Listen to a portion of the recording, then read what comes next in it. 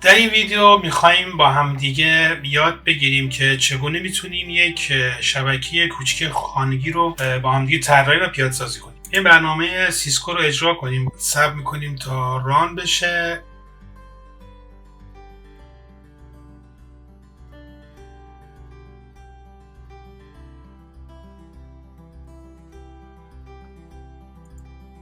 اینجا من میخوام یه دونه اتاق فرض مثال داشته باشم اینجا و یه دونه اتاقم اینجا دارم به عنوان مثال، همینطور یه دونم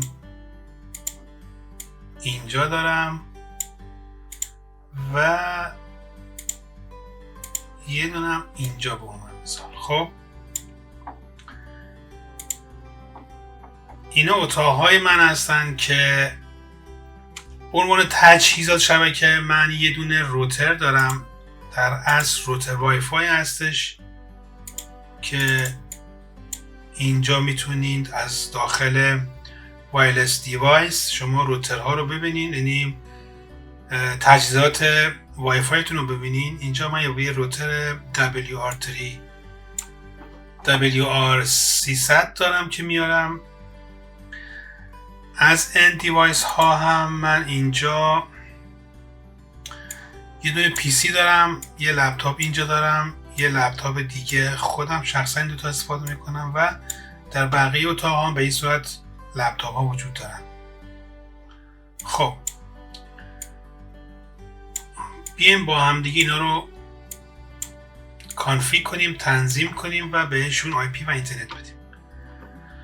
نکته که اینجا باید توجه کنیم بهش مدل روترمون هستش و فرکانسی که روتر ساپورت میکنه. اگر رو روتر کلیک کنم داخل تب فیزیکالش شما اینجا فقط ظاهر روتر رو میتونیم ببینین. کانفیگ اینجا ما داخل گلوبال سیتینگ میتونیم دیسپلی نیم روترمون رو عوض کنیم. با مثال میذارمش هوم، میدونم چرا ام من کار نمیکنه، میذارمش H روتر. خب دیسپلی نیمش رو تنظیم میکنم. کار خاص دیگه نمیتونم انجام بدم. میام داخل اینترفیس ها، الگوریتم سیتینگ هم کار خاصی نمیتونم باش انجام بدم. از داخل اینترفیس من 3 تا گزینه دارم: وایرلس، لن و اینترنت. وایرلس رو باید بیایم بعدا با هم دیگه وقتی که کارت شبکه‌های end دیوایس هام رو تنظیم کردم میام اینجا این رو دوباره با هم کانفیگ میکنیم. داخل لن اینجا گفته که چه IP آدرسی داشته باشم و با چه سابنتی، و در اینترنت هم گفته که DHCP یا DHCP من فعال باشه به طور اتوماتیک به سیستم های من اطلاعات شبکه رو بده. خب بریم روی سیستممون. میام اول روی کامپیوترم. اینجا من میخوام یک کارت شبکه یا یک کارت وای فای به پیسیم وصل کنم که بتونه به این روتر وصل بشه و اینترنت رو دریافت کنه. میام اینجا اول سیستم رو خاموش میکنم. اینجا WRT300 هسته. من یه کارت شبکه‌ای دارم که اگه روش کلیک کنم شما میتونید اطلاعاتش رو بخونید. این کارت شبکه 2.4 گیگاهرتز هستش و گفته که Ethernet for LAN access وایرلس هسته. خب پس اینو استفاده میکنم. اینجا اول اینو ریموو میکنم، حذف میکنم، اینو بهش وصل میکنم.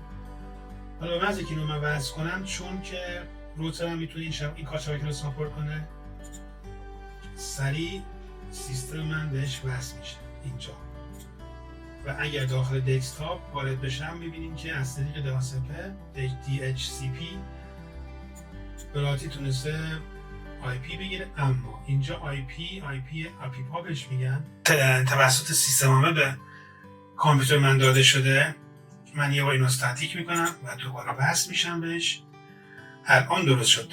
DHCP request successful. اوکی. یعنی اطلاعاتی که اینجا روی روتر من ست بود، یعنی دقیقا اینجا که بیایم داخلا رنج آی پی من کلاس 3 هستش با این سابنت ماسک که اینجا روی پی سی هم اگه شما دقت کنین کلاس سی آخرین اکتد من از 1 تا 100 میگیره و با این سابنت ماسک. خب حالا بیایم با هم دیگه بقیه سیستم ها رو به همین صورت وصل کنیم. لپتاپمون رو هم به همین صورت میاییم و اینو یه زومینش میگیرم، خاموش میکنم، کارت شبکهش رو ریموو میکنم و یه دونه کارت شبکه خودم بهش میدم. به محضی که لپتاپ رو روشن کنم این هم به طور اتوماتیک کانکت میشه به همین راحتی. این یکی رو هم به همین صورت میام تب کانفیگ یه زوم میکنم بهش، میام اینو خاموش میکنم، ریموو، یه کارت شبکه بهش میدم و این هم وصل میشه. صبر کنم که وصل میشه ولی وصل نشد چون که سیستمم هنوز خاموشه. روشنش میکنم. آره و به همین صورت بعدی رو من میام کارت شبکه‌مو بهش اضافه میکنم، روشن و صبر میکنم که وصل بشه که شد. خب به ترتیب میام اول پی سی مون رو بیم کانفیگ کنیم. دیسپلی نیمش رو میگذارم مثلا ناصر اینترفیس وایرلس 0 DHCP فعاله، ورژنشی هم کار ندارم. میام داخل وای فای، اینجا رو بعدا میام تنظیمش میکنم. نکته‌ای که شما اینجا باید در نظر بگیرید به محض اینکه من اومدم و کارت شبکه‌ام رو به لپتاپ یا پی سیم دادم سریع تونست از وای فای من اینترنت بگیره و استفاده کنه بدون اینکه حتی سوالی از من بپرسه. مشکل الان اینجا اینه که ما هیچ امنیتی روی این روترمون نداریم، روی شبکه‌مون نداریم. هر کسی که بخواد میتونه به راحتی از اینترنت ما استفاده کنه. من میام اول دیسپلی نیم ها رو عوض میکنم اینجا، بعد دونه دونه میایم اینا میذارم ال ناصر،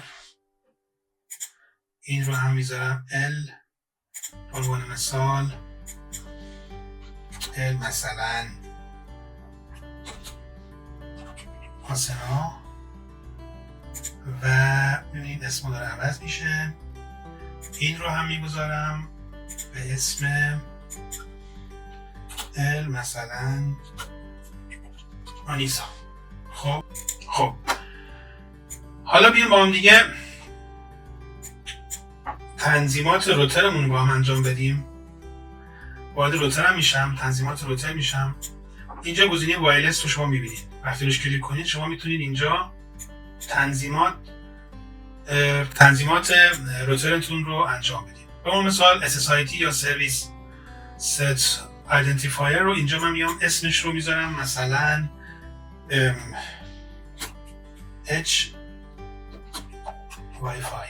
به عنوان مثال به محض اینکه اینجا من روتر قطع کنم میبینید همه اندیواس های من قطع شدن. خب SSID چیه؟ همون نامی که شما وقتی که وای فای گوشیتون رو روشن میکنین روی گوشیتون میاد بالا و شما میتونید بهش با کلیک رو نامش بهش متصل بشید.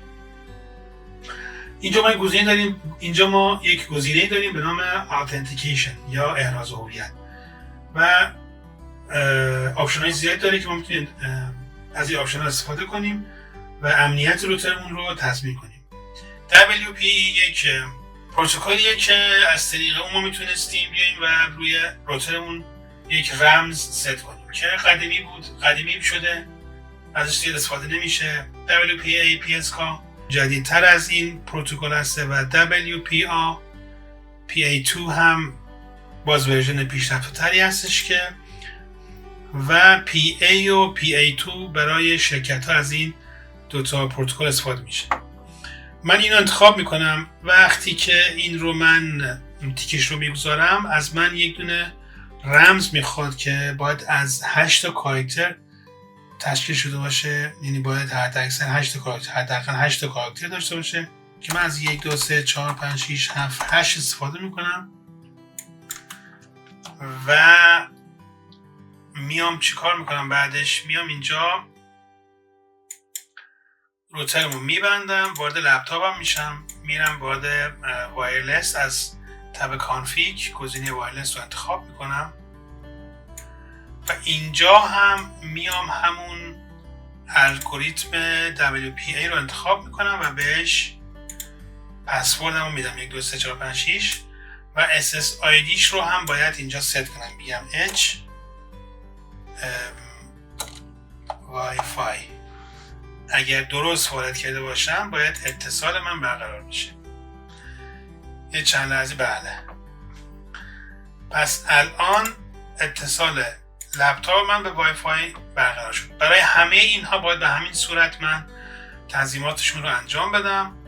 میام اینجا الناصر رو هم به همین صورت وارد وایرلسش میشم، دیفالت SSIDش رو میذارم H Wi-Fi و WPA رو رمزش رو بهش میدم و به همین راحتی این رو هم ما الان میتونیم اینترنتش رو داشته باشیم. برای PC من به همین صورت از کانفیگ وایرلس H Wi-Fi الگوریتم WPA پسورد 1 تا 8 ثبت میکنم وصل بشه. این یکی وصل نشد، احتمال زیاد اسمش رو اشتباه نوشتم با W کوچک، باید از W استفاده کنم. وای فای با رمز و متصل شد. لپتاپ آخری من به همین صورت میام وای فای H وای فای و WPA کنترل V، من پسورد رو کپی کرده بودم، کنترل V و این هم به همین صورت باید متصل بشه. ثبت میکنم، متصل نشد، احتمالاً SSID رو اشتباه زدم.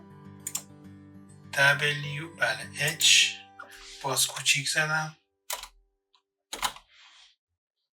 W بزرگ H Wi-Fi.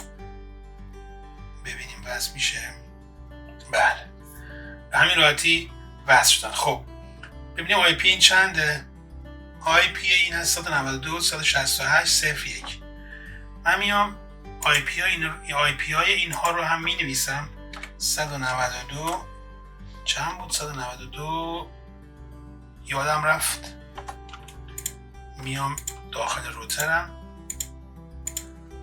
IP شو اینجا باید داخل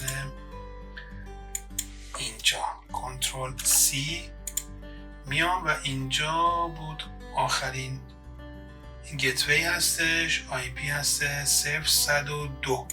اگر روش کلیک کنم بیام دسکتاپ، اینجا میتونیم ببینیم 192.168.0.102.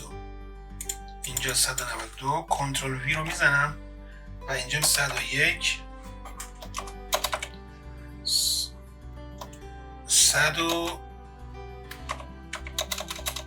101 اینجا هستش. این چنده دسکتاپ، اینجا هست 100. این رو هم میدم 100 و این آخری هم هست. اگه روش نگه دارم بهم نشون میدون بالا هستش 103 012. بازم 0 نزد اینجا 012. یعنی میخوام از این PC وصل بشم، ببینم این لپتاپ میتونه، این PC میتونه با این لپتاپ اطلاعات رد و بدل کنه. اینتر چند لحظه صبر میکنیم ببینیم تایم اوت داد.